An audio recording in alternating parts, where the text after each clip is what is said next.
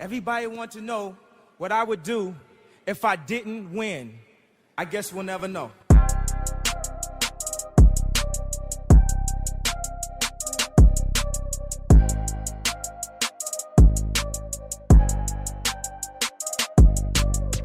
Imagine making a difference. No, imagine being the difference. The difference between I can't and I can, or I won't and I will. The reason someone chooses to wake up and strive for greatness. In life, it can feel like everything is working against you. Let's defy all odds and break generational curses. This is Overstepping Poverty with Daquan and Zacchaeus. Welcome back to Overstepping Poverty, the podcast that provides you with tips, tricks, and hacks in overstepping poverty. My name is Daquan Brooks, and I'm here with my co-host Zacchaeus Shaw. How you doing, Zacchaeus? I'm doing good, man. I'm super excited for our interview today. We got another special guest. Excited to be on the other side of that terrible winter storm, I guess you could say, that we just went through. Boy, it was cold as hell. It was coming though. I mean, I definitely say we were blessed. At first I was like, man, we're down south right now with the heat and just the nice weather that we had all the way through January. Oh, man. They did not hold back this last week though.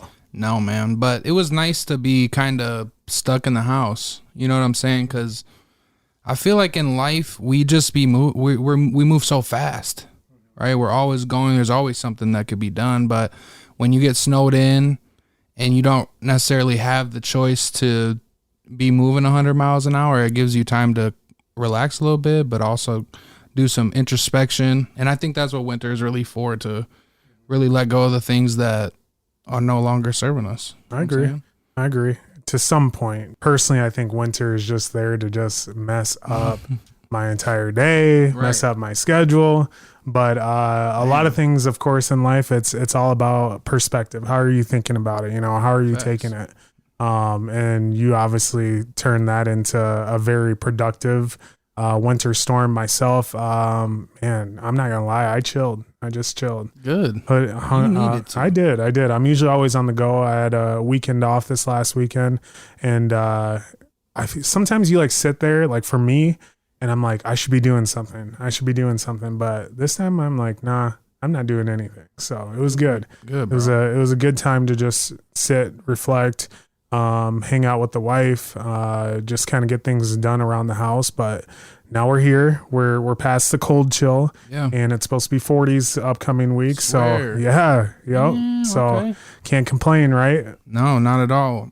And before we get into this, I just got to ask you, how are you feeling? You know, you only got a couple months and your baby's going to be here. Are you getting anxious? Man, what are your thoughts? Next week marks 3 months. So, you know, everyone keeps asking. Like every time I see a family member or a friend, they're like, "How is it? Are you excited? Are you know, what's kind of going through your head?" And it's like an emotion that you can't really explain because there's so many different emotions going on. You know, I'm like, am I prepared? You know, I'm excited for this to happen, but then I'm like, man, I just need a little bit more time to prepare. You know. But at the end of the day, it's the punches are thrown and you just got to wear them. So whatever happens, happens, and I'm ready for it. I mean, I set myself up my entire life, for this moment, you know, to raise a child, to, ensure that they have everything that I didn't have, you know. So it was a dream, that's about to come true, that is coming true, and I'm excited. Yeah, bro. You know, so here we go. 3 months. Let's go. Let's get it, man. No, that's dope. I'm super excited. Like I tell you every time we get on this, I'm excited for you guys. I know you guys have tried for a long time. And in getting into our podcast today, we actually get to welcome on somebody who recently just became a father themselves. You know what I'm saying? So we'll definitely dive into all that. But I want to get into our podcast today. Like I said at the beginning, we have a very special guest, somebody that has been doing a lot of great things out here, really putting on for the art community, really putting on for his music. If you've heard of his business here in Sioux Falls, for James1stGen, he's an artist that goes by the name of James1stGen, and we're welcoming him on the show today. Welcome. Thank you, man. It's been a blessing. We've been trying to do this for a little bit, so I'm great to be here. Absolutely, yes. Man. I know it was when we were supposed to record a few months ago, it feels like maybe it was just a month ago. I'm not sure, but you had texted me. I had texted you to confirm, and you texted back and were like, bro, I'm so sorry to cancel, but I'm in the NICU right now. My son's in the NICU.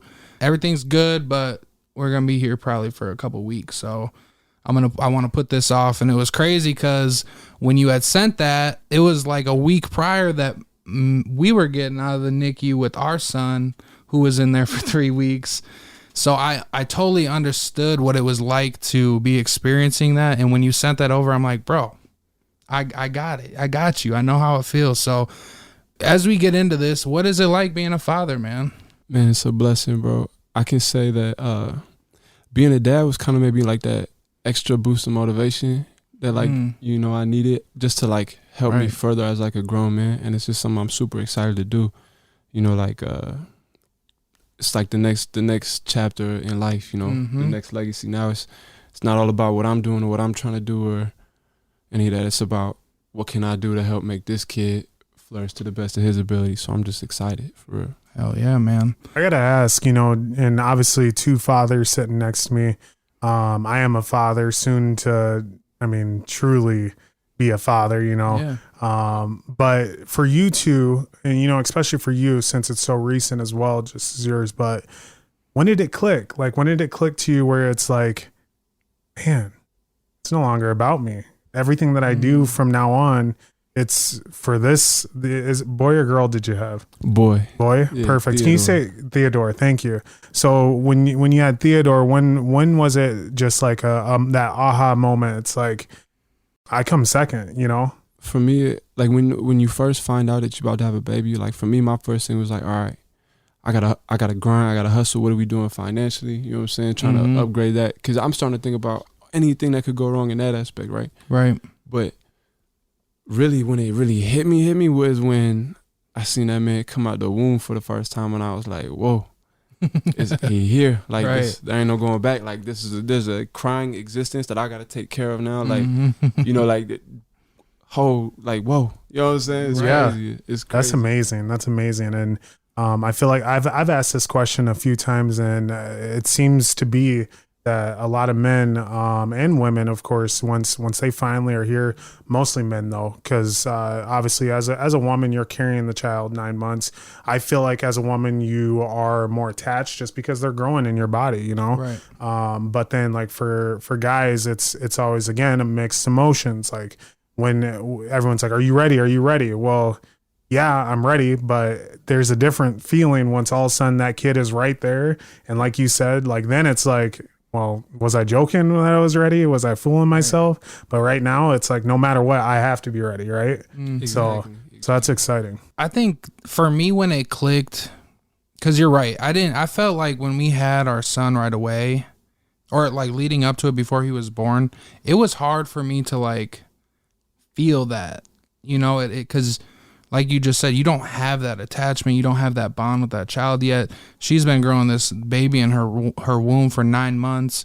And jokingly, I call it like the last dance, because as a man, your girl is pregnant, and already at that point, she already has these things taken away from her that she can no longer do, like drinking alcohol or all of these things, right? But as a man, nothing really changes until that baby comes into the world.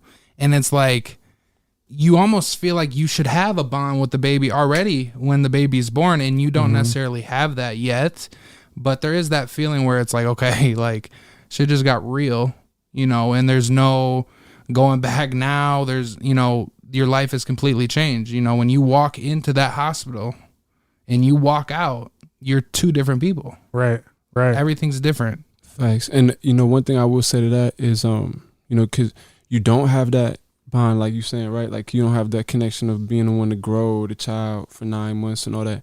But the one thing that did really hit me too, and I guess I can really hit this, is like, because it doesn't really hit you till the child comes out. Like for me, it didn't. But before that, I guess I kind of realized that I wasn't the only one when like I saw her starting to go through like those real, like, not like the contractions, like, oh, I'm about to have a baby, but like, you know, those little Braxton Hicks situations where, you know, they going through they having their stomach pains, they're not sleeping through the night, all that. Right. And then, you know, once I watched her give birth, I'm like, yo, like, that's my superhero right there. You know what I'm saying? Like, you know, I'm already love, you know, Theo's mom to the most high, to the max, you know what I'm saying? But like watching, you know, your girl give birth and like that it hits different. Now it's like, that's like my superhero. You doing stuff I can never even imagine. You know what I mean? Like, it's crazy. No. She brought life in the world, which is something that we just can't do. Right. You know, simply, like, I agree, because it's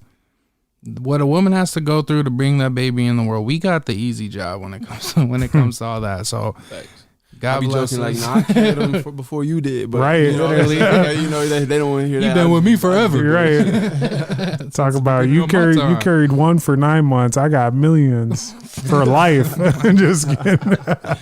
Well, let's get into your story, though. You know, obviously being a father is a huge part of your story, and that's, like you said, the new chapter for you. But, you know, before Theodore came into the world, you know, you had a life before that as well. What was it like? Where do you come from? What was it like growing up, man? Born and raised Sioux Falls, South Dakota, East Side. Shout out to everybody from the East Side. You know, okay. It's always East Side love forever. Yep. And anybody who's not from the East Side not gonna understand that. But if you're from the East Side, you know you understand that. For you sure, it's a different world over on the East Side. Shoot, man, fucking grew up kind of a crazy lifestyle. Like, I grew up with my mom, and she's white, and all my siblings are white. So I grew up being the only black kid in the house. You know what I'm saying? My dad is from Congo, so he's you know, he wasn't a part of my life, but, you know, so I grew up, I'm part African, you know what I'm saying, Congolese, and so I really grew up, you know, finding that, you know, trying to find my crowd, you know what I'm saying? Love my family to death, wouldn't change anything for the whole world, you know what I'm saying? My brothers and my brothers, and my sisters and my sisters, and I wouldn't change it for anything. Did you know your father growing up? No, I didn't. I actually didn't get to start really, like, talking with him until, like, 2019. That's like, oh wow, yeah, that's like when we got connected. We got connected because of my you ever did that 23andMe? Yeah, I did. Yeah, so I did the 23andMe, and I had my second cousin of mine reached out to me, and we found out that her mom is cousins with my dad, and then they got us connected, and we was able to make it all happen. But wow, and we talk all the time now. You know what I'm saying? He's been in prison like my whole life. You know what I'm saying? And so he doesn't get out to 2033.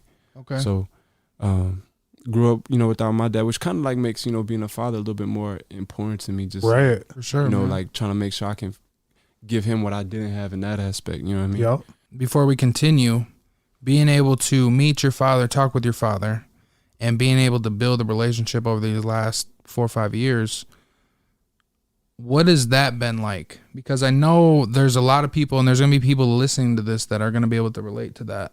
You know, obviously didn't grow up with the father.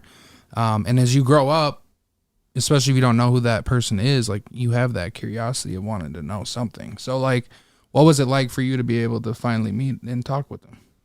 Emotional, a love-hate, you know, being real is a struggle. You know, I talk to him.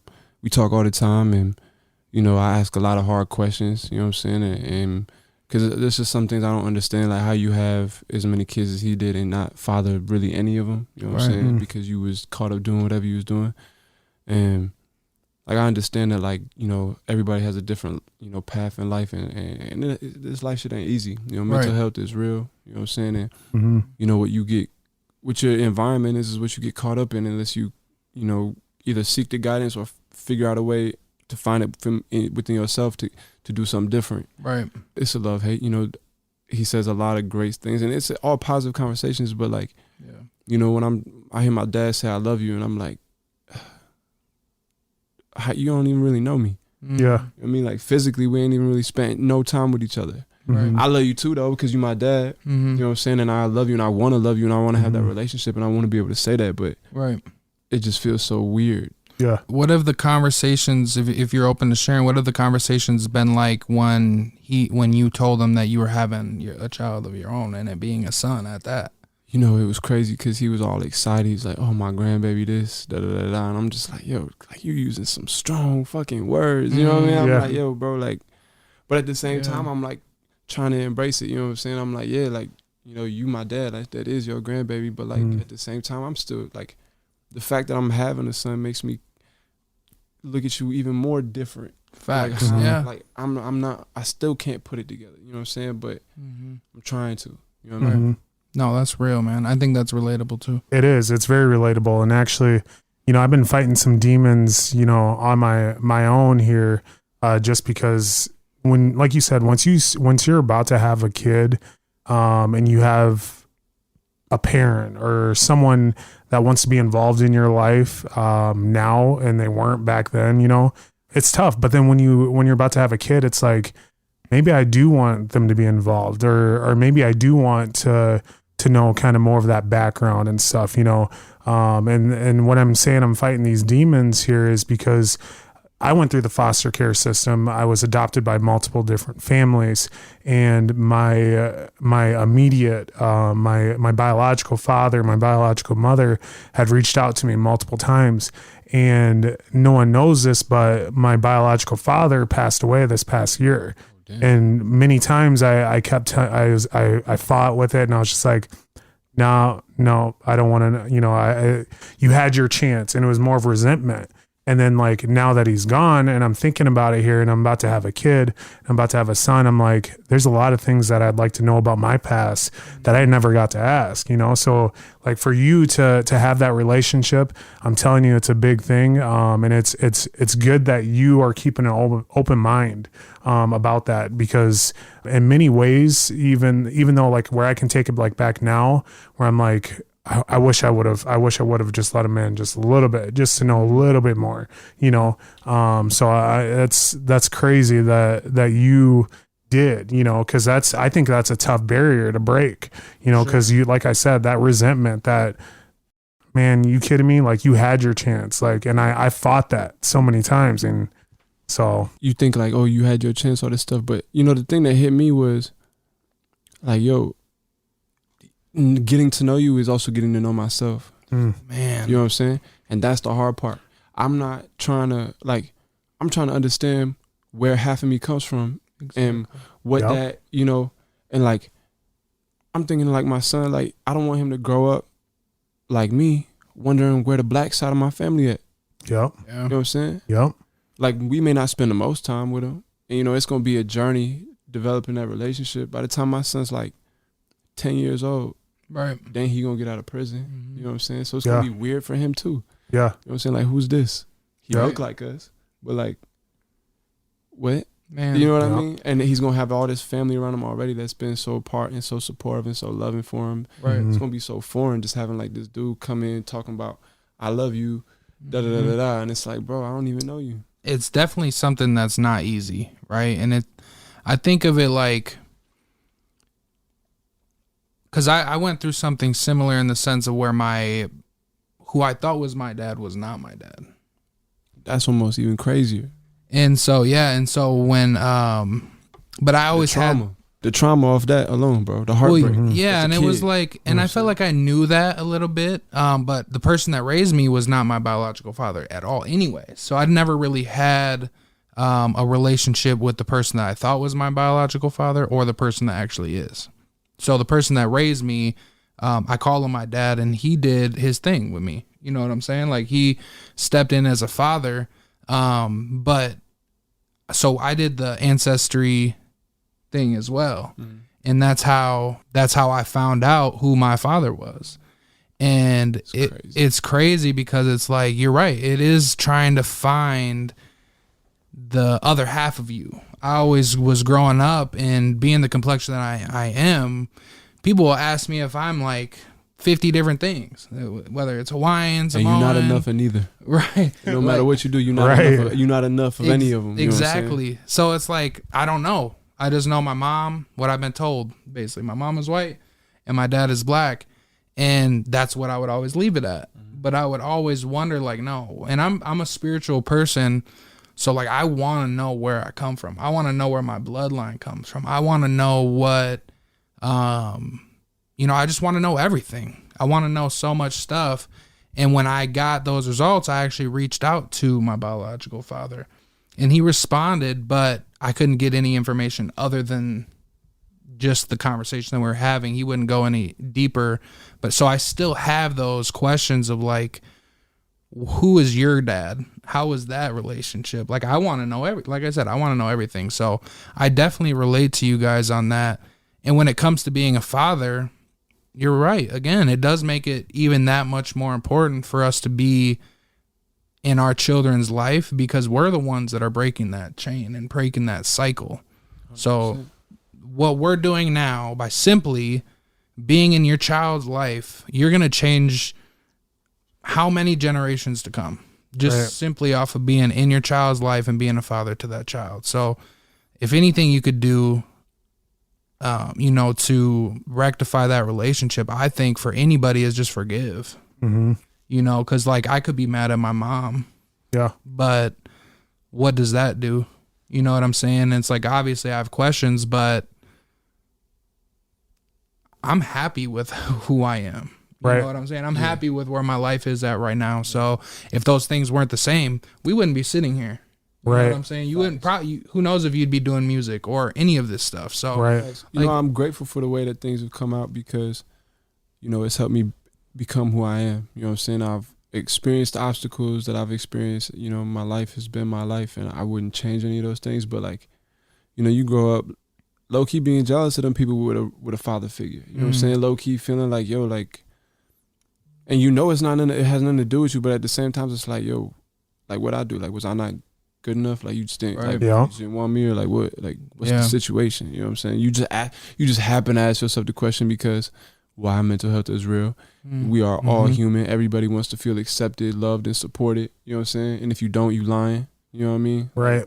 It's just part of human nature. You need other people in your life to just feel. You know what I'm saying? Absolutely, man.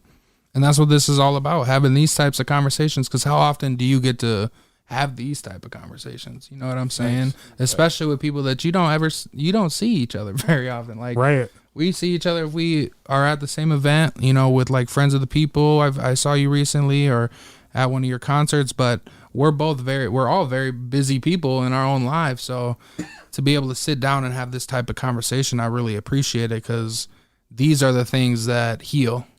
Hell yeah. You know what I'm saying?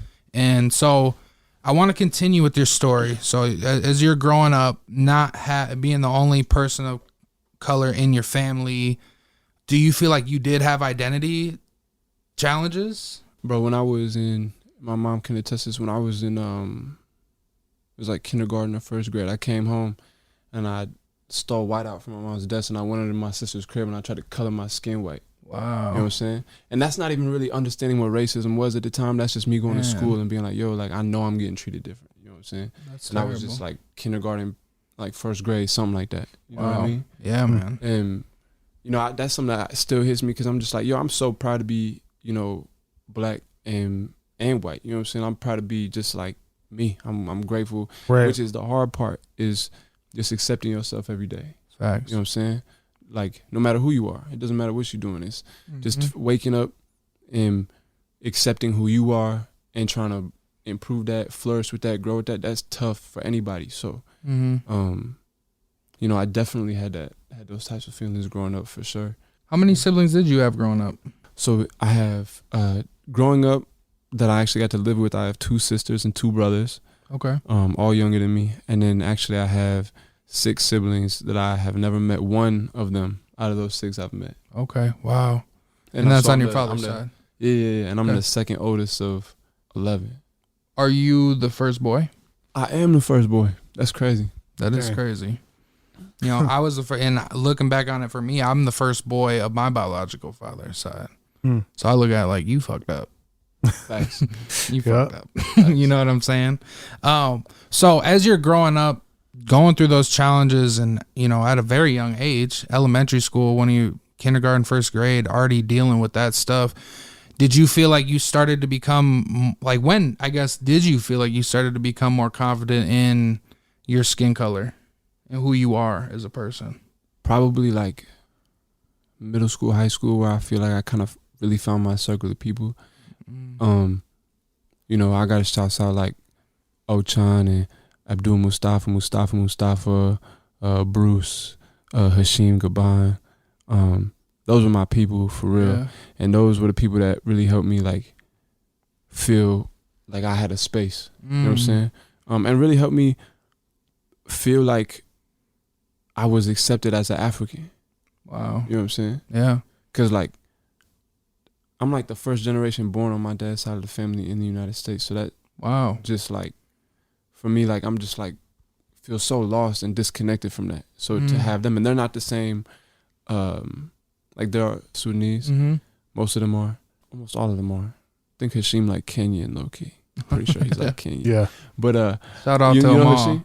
Hashim? No, okay, I don't know.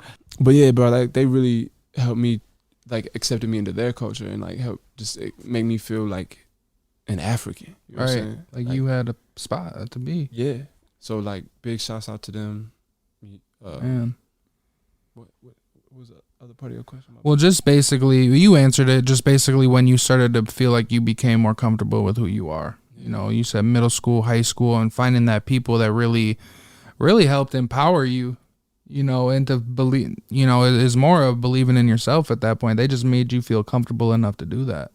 And I will say, actually, outside of them, you know, I didn't really find my space until I moved out of Sioux Falls, and I went into this melting pot of people and realized that everybody going through way worse and way different type of stuff, and way like the world is extreme everywhere. You know what I'm saying? But Man. and like, you know, I got my story, but hearing other people's stories and seeing where they come from and all that, and seeing all these different ethnicities of people and being like, yo, like I can really just be me here. Right. You know Yeah. what I'm saying? I can really just full out be me and find who that is. Was this when you became a Marine? Yeah. Okay. Yeah. Well, take us through that journey then, because we get mixed views, of course, of the military. You know, there's a lot of people that find themselves when they go there. There's a lot of people that feel like it just wasn't for them, you know, that they were more pushed into it, didn't know what to do after high school. You know, there was a point in time where people felt like they just had three options. One, take a gap year is what they call it. Two, go to college. Three, join the Marines or the Army or the Air Force, you know, on that. So just why don't you take us through that journey, of course, you going into the Marine Corps. How was that? Actually scary. I ain't even gonna lie to you. It wasn't even really what I wanted to do, but it was just what I thought was the best move at the time, because I didn't know what I was gonna do. I graduated high school and I didn't know, like I wasn't gonna go to college, couldn't afford it. I love sports, but I didn't do well enough in school to continue to play sports in college. You know what I'm saying? Because I just didn't like school. You know what I'm saying? It's just it's not. Let me tell you that. It's not that I didn't like school. I just don't think that homework makes sense. Like you got my time for 8 hours a day, and then you want me to go home and do homework when like I'm supposed to be learning about the real world and like you know, figuring out what life is like. For real, you know? Yeah.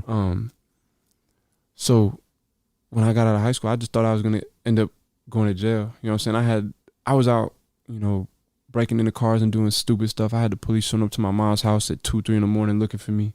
You know, so it just became I got to do something before I get stuck. Yep. Right. And the Marine Corps, I actually chose the Marine Corps specifically because I like their uniforms. Okay. Better than everybody else's uniforms. Other than that, Yeah. you know, crazy. and I heard it was like supposed to be the toughest and the baddest, and I have like this weird like ego thing in my head where like I just got to do like the hardest shit. Right. You know what I mean? Yeah. Like You gotta be a badass. just Right. I had to try it. You know what I'm saying? And I just knew it was something different. Than I wanted to do something different than what everybody else is doing. And Right. you know, going to college is beautiful. I think that there's a lot of like college is great for a lot of people. Maybe the way that we force it upon people isn't necessarily like what I agree upon, but you know, Right. you know, there's a lot of people I've heard, you know, you go to find something to do after school for a little bit, you know, after high school, then you go to college and you kind of have an idea of what you really want to do. Right. Sometimes people don't know what they want to do, you know, and I kind of had an idea of what I wanted to do, but I didn't know how to do it. And so joining the Marine Corps got me out of Sioux Falls. It got me around a bunch of different people, who are taking risks and living outside of, you know, really have to try because it's so expensive to live out there. Right. And then I started seeing creatives actually being creative and like giving it what they got, sleeping on studio couches and figuring, like getting dollars, along the way, but they still giving it their all. So, Right. I was just inspired by that. Man. And the Marine Corps was the best thing I ever did because it gave me structure. There's rules and guidelines that I had to follow and things that I had to accomplish in order to be successful. Right. And those are things and tools that I'm able to use today to, guide me. And I'm not perfect with it, but I'm, it was something that it gave me a roadmap. Absolutely. In a rough draft. It wasn't for me to do forever, Mm-hmm. but it was something that I definitely needed. Do you think that was the gateway to you becoming more creative and more expressive of what you wanted to do in life, such as songwriting and being an artist? 100%, because I definitely we wouldn't be sitting in this room doing this, talking about any of this if it wasn't for me leaving, Yeah. It exposed me to a different world of people actually taking those risks. Here, especially at that time, nobody was taking a risk to try to be a creative out of Sioux Falls, South Dakota. Right. You know what I mean? Like, to be like, oh, yo, this is going to be what I take serious. This is what I want to be, my career, like what I make my money doing, like supporting my family and all that stuff.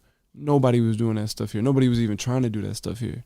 And Which is crazy, man. like Instagram and all that stuff wasn't like a whole big thing at the time. So it's like,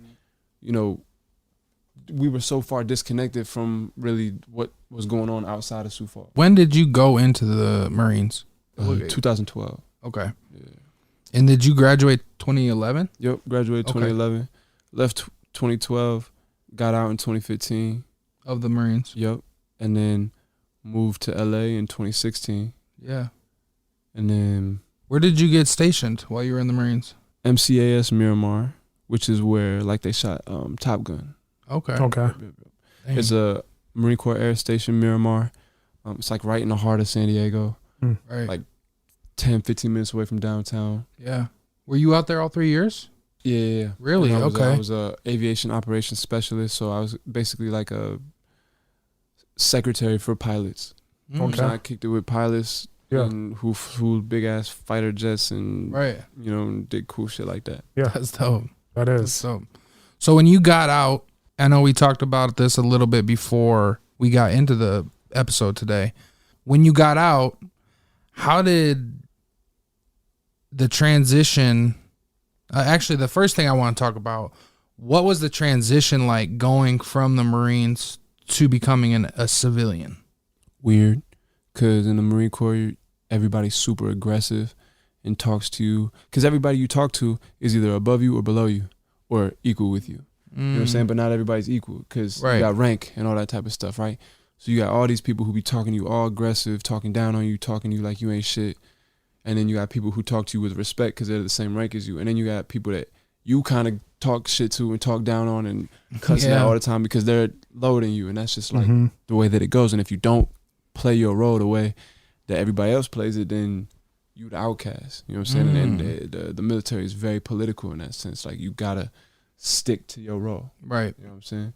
That is crazy. Do you feel like that transition was something where you needed an outlet like music? Is that how that transition for you to get into the music scene? No, I think the Marine Corps actually helped me realize that I just didn't, like, I can work for somebody and I can have a job, I can do all that, I can show up and do the 9 to 5, because I was really, for the most part, in the office most days.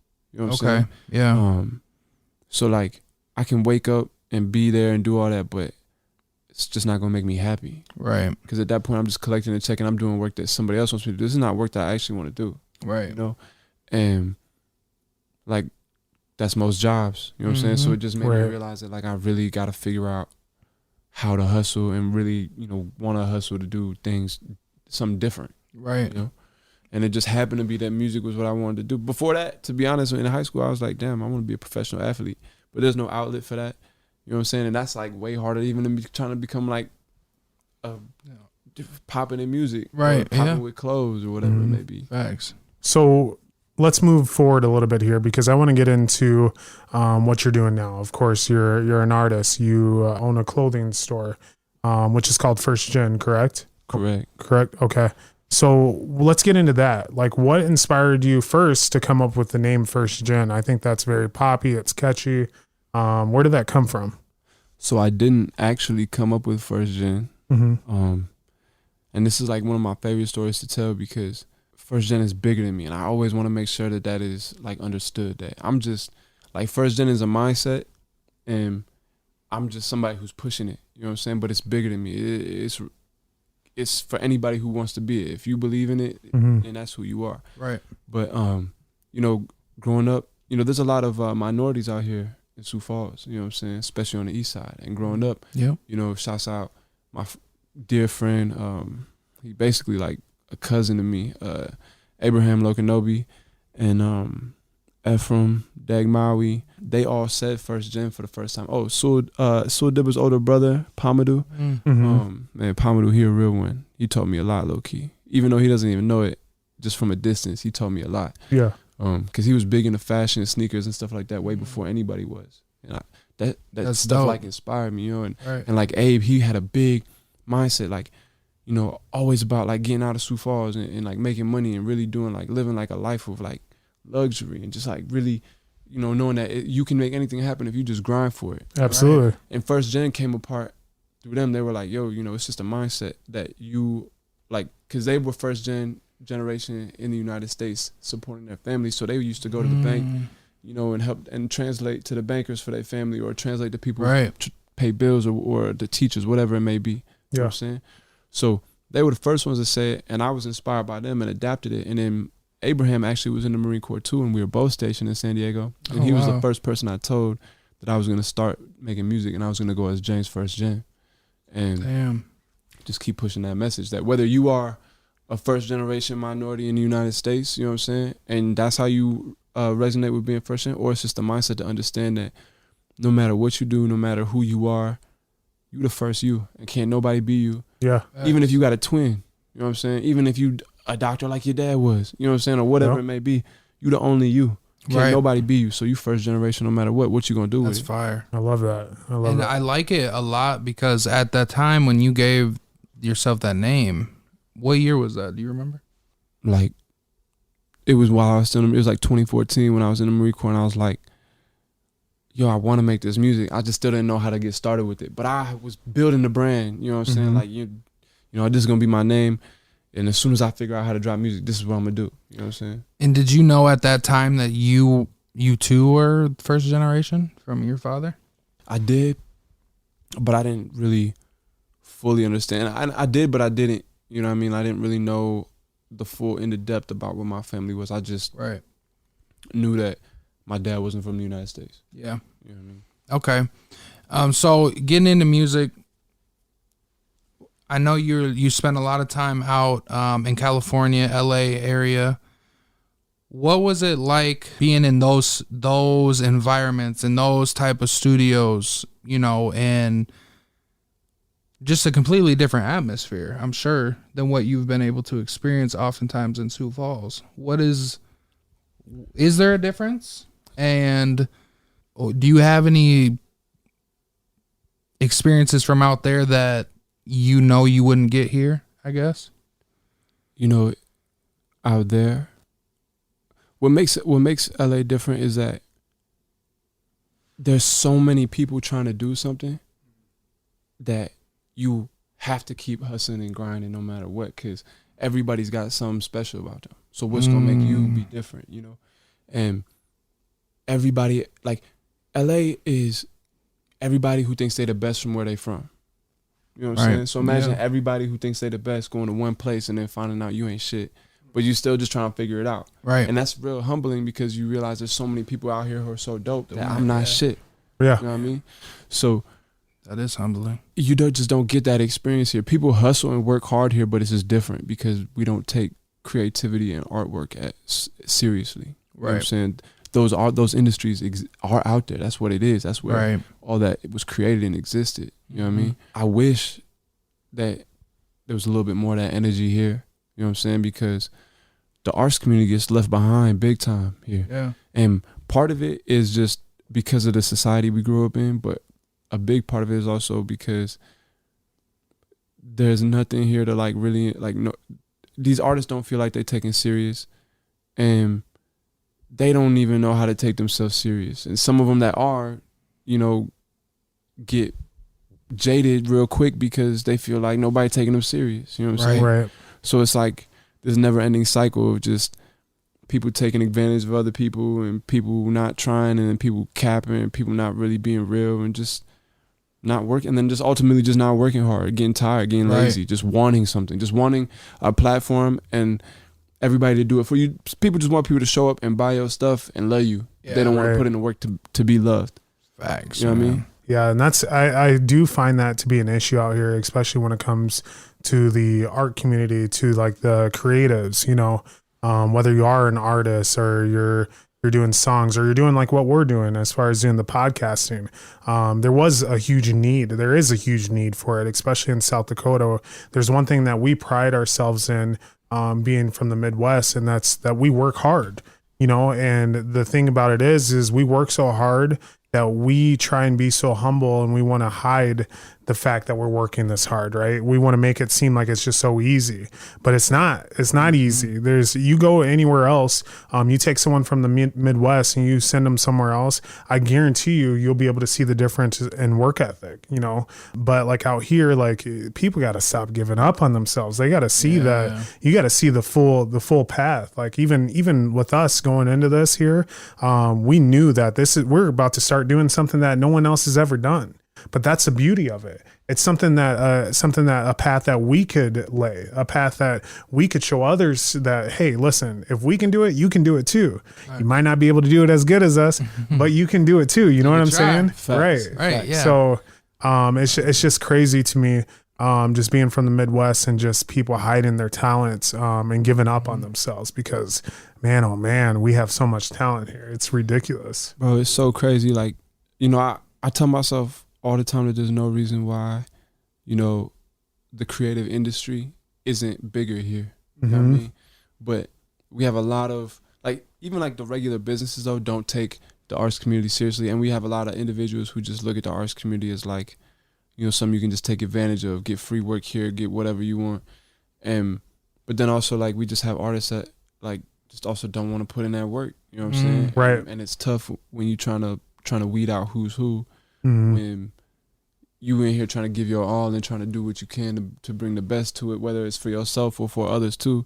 Yep. And you just get met with like this brick wall of laziness, you know what I'm saying? And then everybody looking at you like, what's you gonna do? And everybody loves you when you popping, or like when you're doing something and there's motion coming from somewhere. Whenever somebody sees you having motion somewhere, everybody's like, oh yo, They want to be man, a part I love of you. it. I love what you're doing. I love everything that you happen, blah, blah, blah, blah. But as soon as they see that like either they not benefiting from it or whatever, they either get mad at you or they just fall off. Like it's just like you're whatever again. I feel like it's a lot of entitlement in Sioux Falls when it comes to that. Exactly, is people feel like you owe them something in the Midwest, and when you get, I think that's kind of the secret power of being able to live in a bigger community and city, is you find out real fast that nobody owes you a damn thing and nobody cares if you make it or not for the most part, and you really have to learn how to move. Like growing up in Vegas, for the years that I was out there, I really learned how to move and just be able to observe a situation from afar, to even know if I'm going to walk down this block or not, you know, or I'm going to go around and take the long way home type of thing. Like in Sioux Falls, you don't necessarily have to grow up and think of those types of things, but you can relate that to a lot of different things. And you mentioned it, where there's so many people, there's so many big fish in the big pond. But you take those people and you take those experiences, and if you can cultivate that in a place like this, you can be that first to ever do it in Sioux Falls. Like there's so many things that have never been done in Sioux Falls, and there's so many people that need each other. And that's another thing, is people don't want to work together. They get in their feelings, like you said, if they don't feel like it's in it for them, that they don't want to be a part of it. But that directly goes to their mindset, right? Like there's enough for everybody to eat. Everybody can eat, you know? And I think that's the biggest thing that we have to get through everybody's head is if we can work together and put this together and really support each other, there's no reason why it wouldn't take it to the level that we need it to go to. Bro, that's 100% facts. You know what I'm saying? Like, I tell people all the time, you know what I'm saying? I say this to everybody that ever asks me anything about the arts community or anything about any artists out here, whether it's music or whatever it is. We got mad talent. There's a lot of great people here, a lot of great opportunities, and everybody has their own lane. You know what I'm saying? That's one thing I want everybody to understand is there's room for everybody to eat. You know what I'm saying? And everybody has their own role. And sometimes people just got to be willing to not be selfish and play a lesser role for a moment to have a bigger role later. Yeah. Or play a bigger role now, play a lesser role later, because you got to support others if you want people to support you. You know what I'm saying? And you can't be so mad, bro. Stop being so fucking mad. Everybody's so mad out here when they're not getting what they want. It's like Entitled. Yeah, 100%. Entitled. You know, It it's is. like, dog, just breathe a little bit. We We can all do it. Yeah. We can all do it for real. So I want to get into something a little bit different here now, and it still deals with first gen. One of the main things is going to be, of course, you have done, a lot. Going to California, LA, you've recorded with different individuals. You've been exposed to different individuals. I got to know, like, there's got to be a story out there that you're just like waiting to tell everybody that, like, hey, listen, I've been here. I've done this. Like, you guys should know about this. What is that story? Tell them, man. You know, it's crazy because just talking about it feels weird because, like, you know, it almost feels like you trying to, like, be like, yo, like, almost. you know what I'm saying? It's like, yo, like, you know, look at me. This is what I've done. But That's the Midwest in you right there. yeah, Facts. you know what I mean? Yeah. Because if you were in LA, you'd have been like, I done this shit. Right, Look. right. But, you know, like, you know, I'm going to just say I'm your favorite rapper's favorite rapper without you even knowing it. You know what I'm saying? Like, I've been in a room and I've worked with some super dope artists and some really dope people. I've co-produced songs, specifically a song for, you know, one of the top artists in the game, and got screwed over. A whole story I can't tell too much, but, you know, Money in the Grave is part of South Dakota. You know what I'm saying? So, and that's really all I want to say about that. Yeah, you know talk your shit. I love it. There's only too much. There's not too much I can say about it because there's, you know, a lot going on around that right now.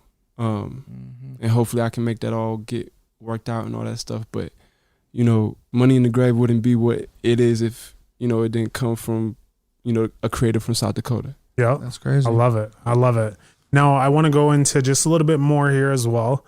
There's a lot of people in Sioux Falls, you know, who maybe don't listen to music, who don't follow, of course, all these inspiring artists that come out of Sioux Falls because they don't take them seriously, you know. And I hate to say that, but that is just how it is. Like in the Midwest, if you're not singing country, they feel like they can't relate to it, which I think is completely sideways. But they got Air Forces on, so let's Right, I know, but that's kind of my question to you. How do you feel as far as like the support system being in the Midwest? Do you feel like you get a lot from it here, or do you have more of a support system in what you're doing and what you're going to do from other places?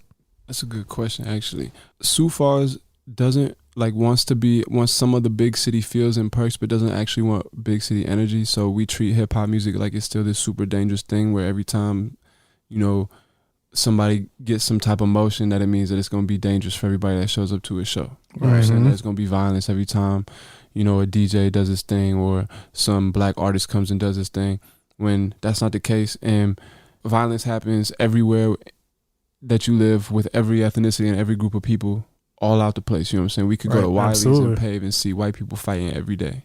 You know what I'm saying? Like, it just is what it is. And I know that, you know, there's a lot of people out there who don't have that judgment and are very supportive of people of all colors and ethnicities, and we're grateful for those people.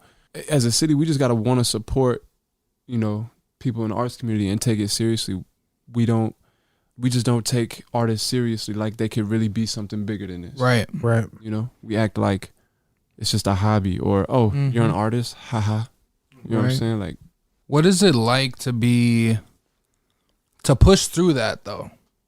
Right? Like, cause you've had to do that, especially being back here now, and really setting your roots here now, having a son and having your business here. Not that, you know, doesn't mean that you have to stay here by any means, but you've persevered through those things, and you've continued to make music, and you've continued to put on for the art community, and you've continued to keep that vision alive for a lot of people. You know what I'm saying? And first off, I want to give you your flowers for that, because it's something that so many people need, and it's a way for people to, like you said, make a living, and it's a way for people to express themselves, and a way for people to deal with their mental health, amongst many other things. How have you continued to keep that, you know, a priority and persevere through the lack of support that we get? My dreams are bigger than here. Yeah. You know what I mean? It's knowing that there's 7 billion people in the world, and what I'm not trying to just do cool stuff here. I'm trying to do stuff all over the world. I want to travel the world and share my story and share my music and my experiences. And, you know, to be honest with you, I don't make music because I'm trying to be famous. I make music because I struggle with mental health, and that's how I express myself. I don't know how to do that by just talking to people. Right. You know what I mean? Like, I struggle to openly just communicate with the people that I love what I'm going through and how I'm feeling and the experiences that I've experienced. And, you know, when you dealing with demons from your childhood or from, you know, whatever it is that you experience in life, and you can't find a way to open up to people, like just be able to communicate, speak to them, then you got to find some way to express, or else you're going to lose it all. You know what I'm saying? So that's what the music really is to me. And I'm just trying to get it out, because maybe it's going to touch somebody, maybe it's not, but it's just getting it off my chest. I'm just, you know, maybe that's a little selfish of me, but I'm just trying to get it off my chest. You know what I'm saying? Absolutely. I don't think it's selfish at all. I mean, that's where the best music comes from. Like, when you can listen and hear an artist and you can feel the pain in the lyrics and the words that they're saying, like, for me, there's no better music than that, because you can literally feel that person is all the pain that they were feeling while they make that song. But do you have, as you're growing up, do you feel like you had anybody that inspired you when it does come to the music stuff? Just in general, or like out here? Just in general. Like, who was it that you listened to growing up the most? I used to listen to this group called Rock City. Okay. A lot of people wouldn't know who that is. I've never heard of them. No. Yeah, a lot of people wouldn't know who they are, but there's this guy named, they used to go by Spokesman and Don't Talk Too Much, or Don't Talk Much. But they're really like some of the greatest songwriters of our time, and they used to write huge hits for Rihanna and like Beyonce, Chris Brown, right? Like huge hits.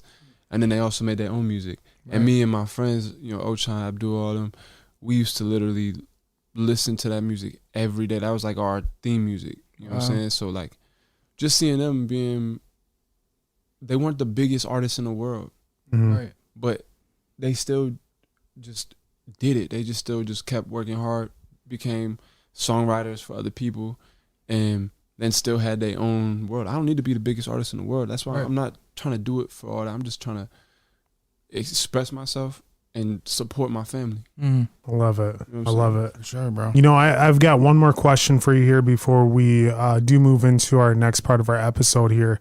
And it's something that we do. We ask everyone on here, obviously 1stGen, you know, I connect that with Overstepping Poverty, because in Overstepping Poverty, you have to take that next step at any given means, any given time, no matter your past, you know.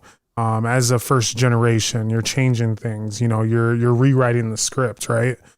So with Overstepping Poverty, I just have to ask to you, what does that mean to you when you hear that, and you know, living the life that you've lived and going through the situations that you've gone through, the hurts, the pains, the forgiveness and all that? What does Overstepping Poverty truly mean to you? To me, Overstepping Poverty is to just give in and accept yourself. To fully just like love you. You know what I'm saying? Because no matter what you're doing, no matter where you at in life, no matter who's in your life, you can't love nobody else until you love yourself. You can't be successful till you accept and love yourself. You can't do nothing. You can't truly do nothing until you love and accept yourself. You are always going to be miserable until you love yourself. And that's way harder, you know, or way easier said than done. Right. And you gonna struggle every day with it. Some days you might be so in love with yourself. The next day you might hate everything about yourself. Mental health is real. The struggle is real. But like, man, you figure out how to do that. You make that your goal. Everything else gonna fall in place. I swear. You know what I'm saying? Yeah. Man, I agree. Only one you. Right. Big face. Man. Right. But this takes us into the next part of our episode here is what we call roundtable. Obviously, we've been asking you some tough questions. We want to now pass the mic to you to ask us some tough questions as well. Man, okay. So what made y'all start this? What made y'all do this? And what made y'all realize that like together is what it was meant to be? In some previous episodes as well, but Zacchaeus and I, we, after college, of course we met in high school, but really grew a relationship in college.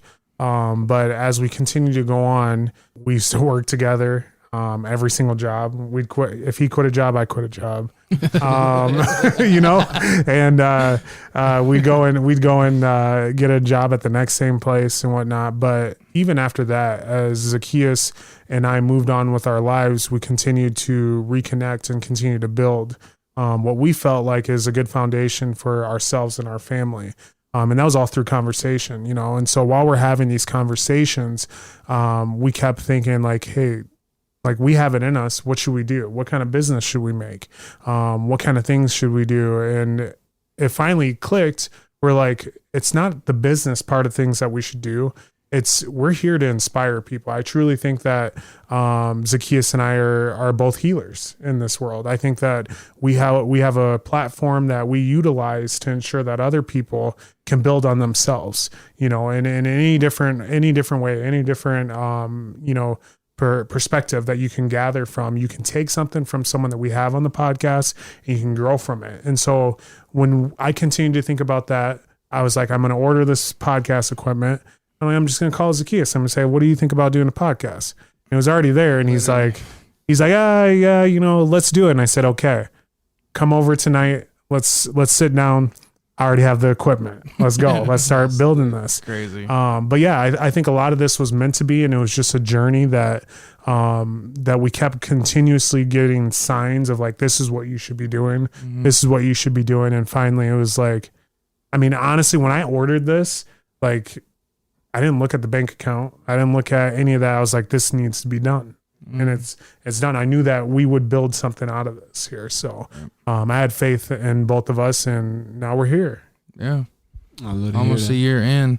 I think it was obviously it was all of that stuff, but it also came from a lot of what we've talked about. I feel like in Sioux Falls, there's a lot of people that get recognized and are put in the spotlight, and maybe rightfully so, but there's a lot of people that don't as well. And there's a lot of people, like you say, that just get, like you said with the art community, you just get kind of looked over. You don't get taken seriously. But being able, before we started this, I was in this same exact room with you with that camera right there the same day I got the camera. And that was the first time I ever really heard a lot of your music. From there, was able to go to your concert at Club David. I'm like, damn. Because it's one thing to hear it in the studio. It's one thing to hear it in your car. But when you hear somebody perform, it's different, right? And you have energy when you're on the stage. So it's like, dude, there's so many people here. There's so much talent here.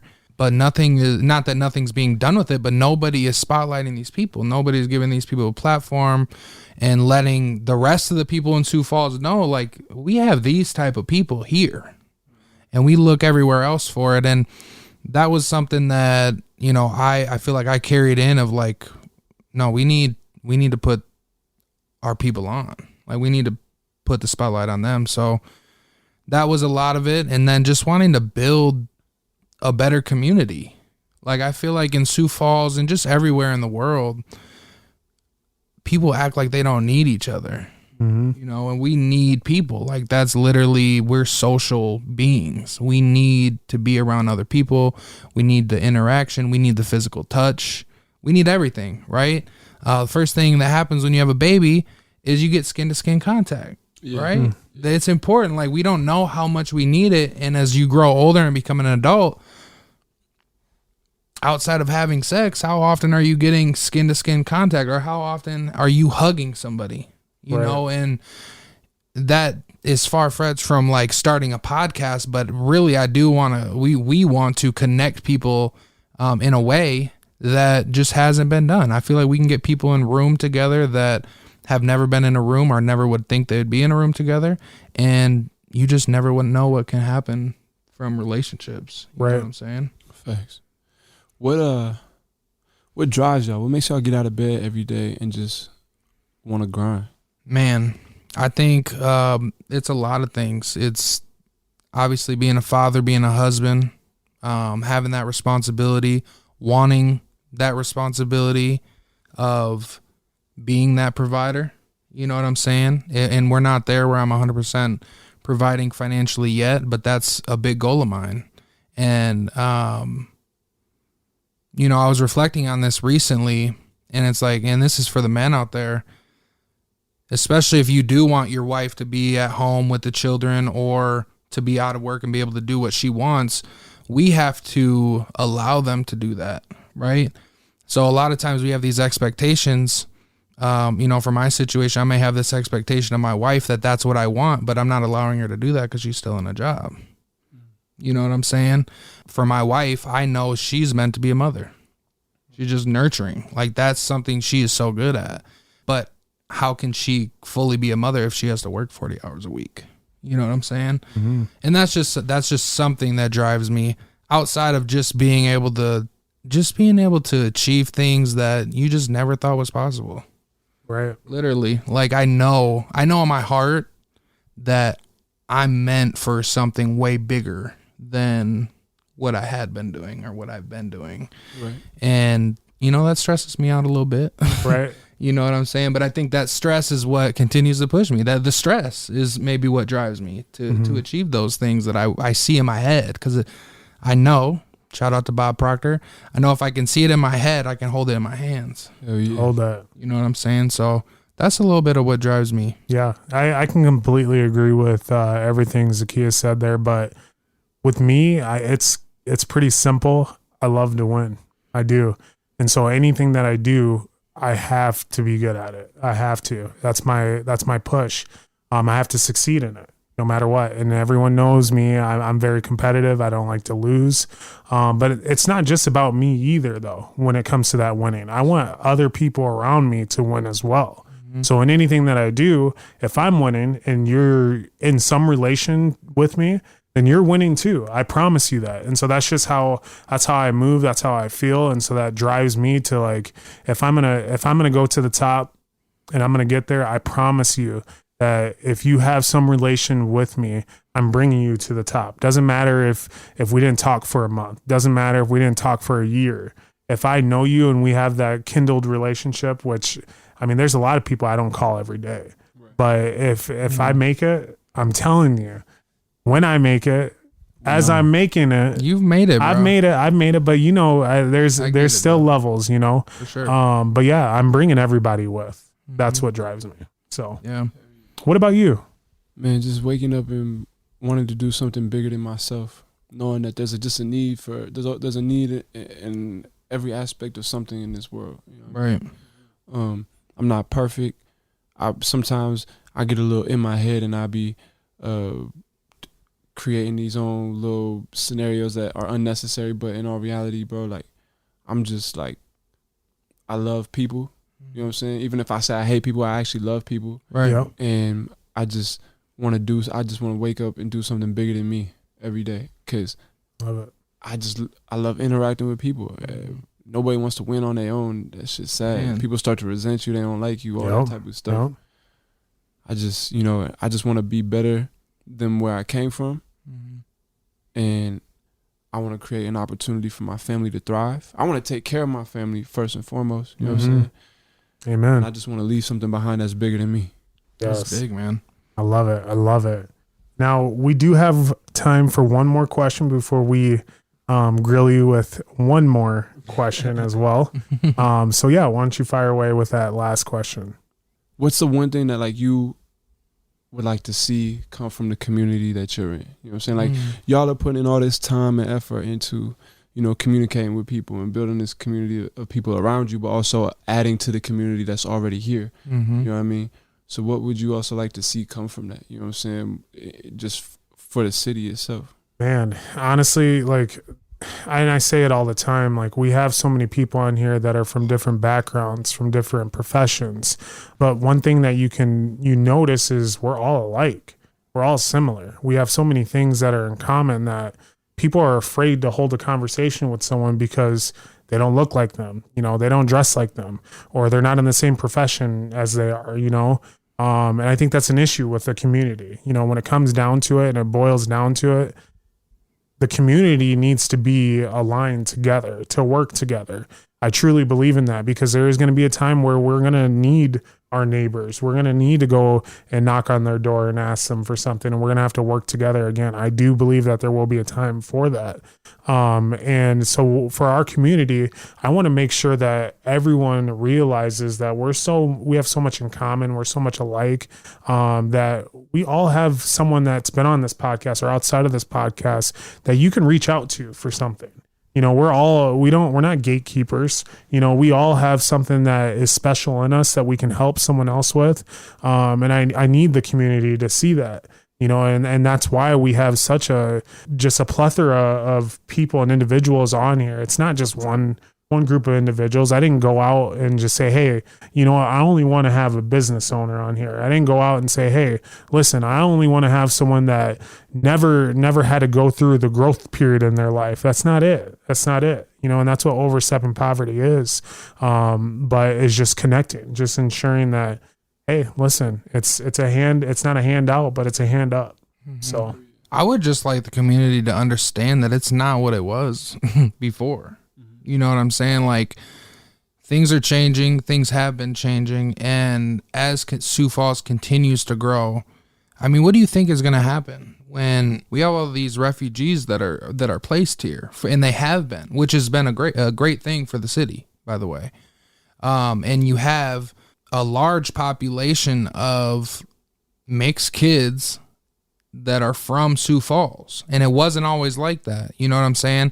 And when your son is 10 years old, just imagine what it's going to look like then. Like, the Sioux Falls School District will be majority, it's weird saying this, majority minority, but really Caucasians will be the minority as a whole in Sioux Falls School District when it goes against the quote unquote minorities. So it's like, you guys, the community has to realize that, and we've highlighted it, having somebody like you on, having even the mayor on, having Devontae Clay, Dante Johnson, all these different people that are on are the people that are making waves and doing things in the city, and most of them will not get the respect that they deserve, oftentimes because we're some of the first ones doing it the way that we're doing it. But because we're doing this, Overstepping Poverty right here, there's going to be more people that do podcasts. Absolutely. There's going to be more artists that come from Sioux Falls. There's going to be more athletes. There's going to be more everything. And with us starting this now, with you having 1stGen here and doing what you do with the art community here, what does that look like 10 years from now? This is really just the beginning for a lot of this stuff. It is. And we know the talent that's here. There's artists that I listen to that are from here, and I'm like, they're way better than a lot of the people that are mainstream. And that is oftentimes due to nothing other than exposure and being in the right place. You know what I'm saying? So, and just hustle and grind. Just keeping to it. You know what I'm saying? That's one thing here is we get so stuck posting something out and being like, oh man, ain't nobody care. Right. Well, look, man, 9 times out of it don't matter where you're from. Most of the people aren't going to support you till somebody from somewhere else supports you. So just keep hustling, bro. Just stop looking at the people around you and asking and looking for them to give you what you need and trying to, go out there and find it somewhere else. Facts, man. Because it's out there, bro. Just keep hustling. Facts. We have everything we need in Sioux Falls to be whatever we want to be, and I fully believe that. Absolutely. Absolutely. So this brings us to our last part of our episode here, and that's again, one more question, a tough one, and I'm gonna need some answers from you because you've already given, you've given a lot of gems to everyone that's listening, including myself.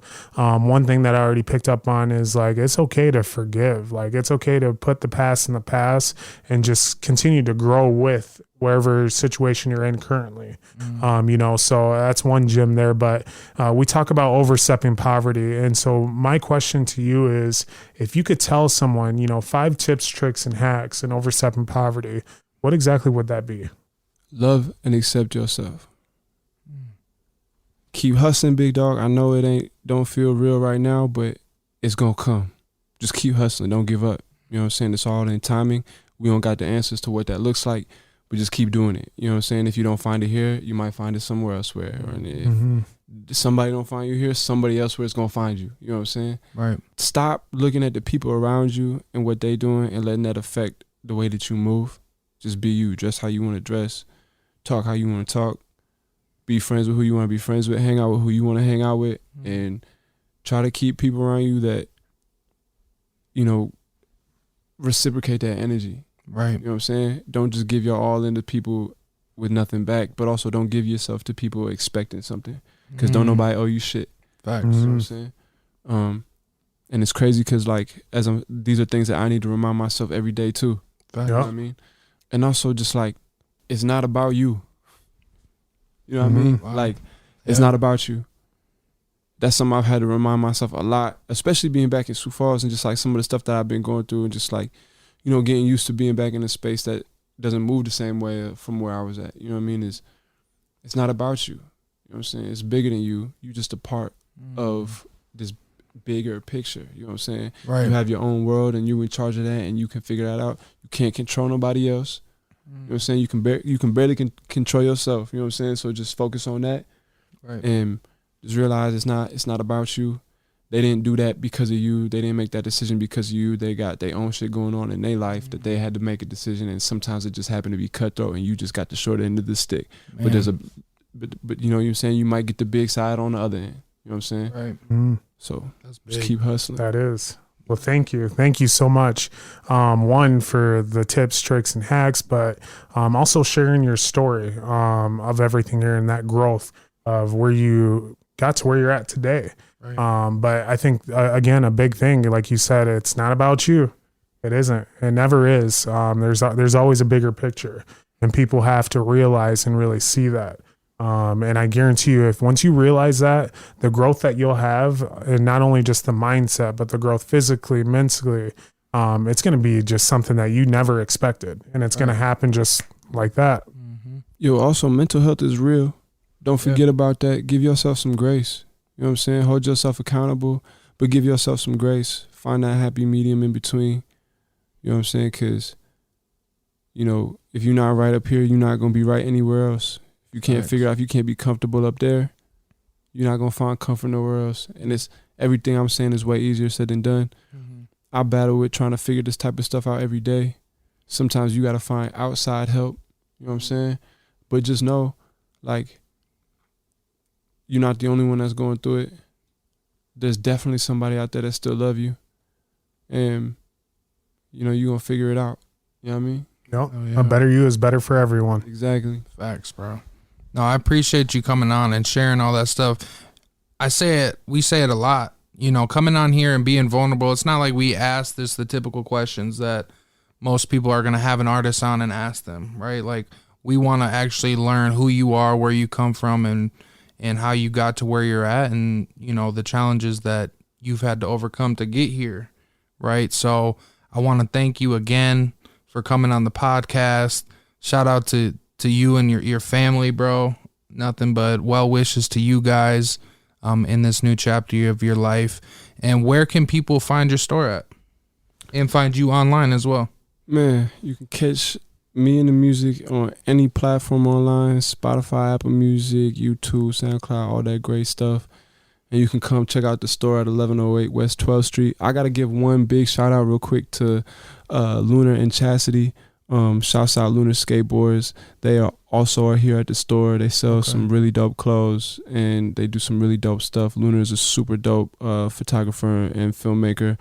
Chastity is also a super talented photographer and filmmaker and also great designer. They both partner together on everything that they do. Wow. You know what I'm saying? And you know, like, shouts out to them for being in this space. Come check them out here at 1108 West 12th Street, First Gen HQ.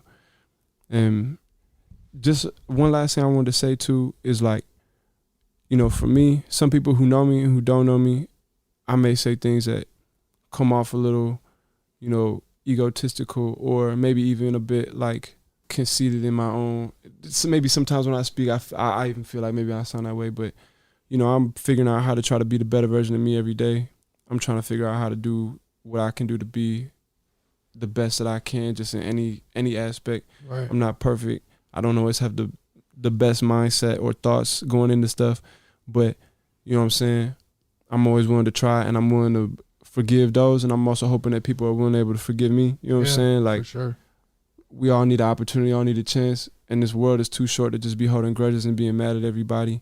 Yeah. You know what I mean? So just like, I hope we all can connect and figure something out along the way. You know what I mean? Absolutely. That's powerful, man. That is. And as you guys know, this podcast is brought to you by OSP Productions, the podcast production company that provides you with an opportunity to make a podcast on your own. You don't have audio? That's okay. You don't have video? That's okay. We've got you guys covered. So again, why don't you hop over to oversteppingpoverty.com, give us an email, and just let us know when you're ready to take the next step in overstepping poverty and making your own podcast. Also, do not forget to hit the follow, like, and share. Well, thank you so much. And don't forget to subscribe. We'll see you guys next week in Overstepping Poverty. Thanks for tuning in to another episode of Overstepping Poverty. We hope you found this week's discussion informative and thought-provoking. We know that tackling poverty is a complex issue, but by working together and understanding the root causes, we can make progress towards creating a more equitable society. If you enjoyed this episode, please share it with your friends and family, and don't forget to subscribe to our show. Until next time, let's take the next steps in Overstepping Poverty.